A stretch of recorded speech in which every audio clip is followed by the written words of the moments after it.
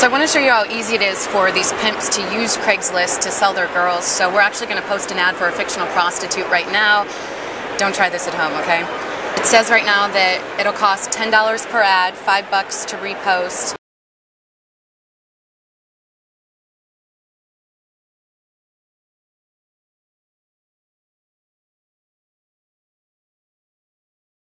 One of the big things going on with Craigslist right now is they're saying that they're monitoring all of these ads that come through on adult services to check to see if any of these girls are underage or young. So we put some words in here, sweet, innocent, new girl. We're going to see what happens. We'll see if Craigslist is going to let our ad post. We'll also see, what kind of calls we get. Saw your ad on Craigslist. Hello? Yeah. What's your donation for an hour call? What are you looking for? What type? Just half an hour. Just a quick half an hour get together. Okay, what's your name? John? John? But so what is that now? We've had 15 calls, and the ad's only been up for 3 hours. 15 calls in 3 hours. Okay, so we're on the main page of the Washington, D.C. Craigslist section right now, and to get down to the adult services section, you scroll past the for sale section. Right underneath pet services is adult services. Craigslist says its staff manually screens all of these adult services ads and will reject any that make it look or sound like you're selling sex.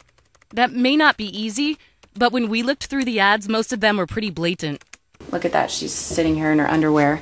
On a single day last week, we counted 7,000 adult services ads in the major metropolitan areas where Craigslist is most active. Dozens had photos with young-looking females. Dozens more had words that used youth as a selling point. Craigslist is like the Wal-Mart of online sex trafficking right now in this country. So we're here at George Washington University, and we just found out that Craig Newmark, he's the founder of Craigslist, he's going to be speaking here today at a tech conference.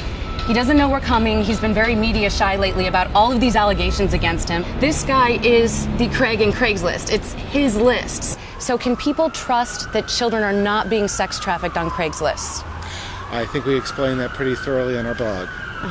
That's where Jim Buckmaster says that you will immediately contact law enforcement if you suspect any ads Jim are suspicious. does a great job showing that we do more than anyone in this area. Pretty good for a community of 50 million people.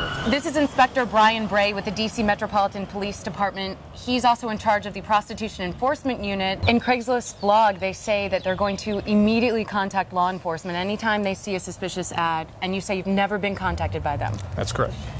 What are you guys doing to protect these girls?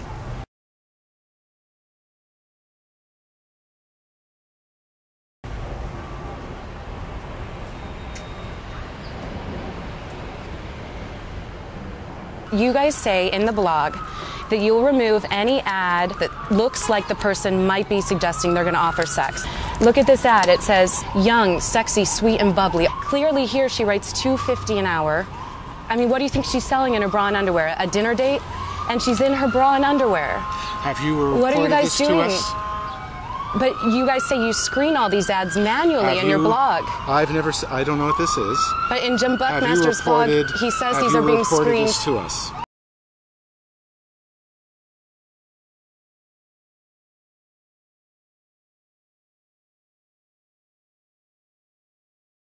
Why do I have the responsibility to report this to you when it's your website?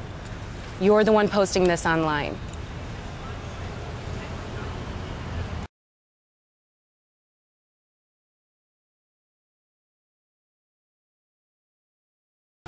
I just want to know, I mean...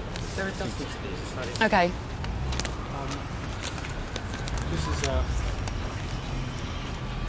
It's just, we've run into a lot of victims and a lot of advocates that pretty much call your site the Wal-Mart of child sex trafficking.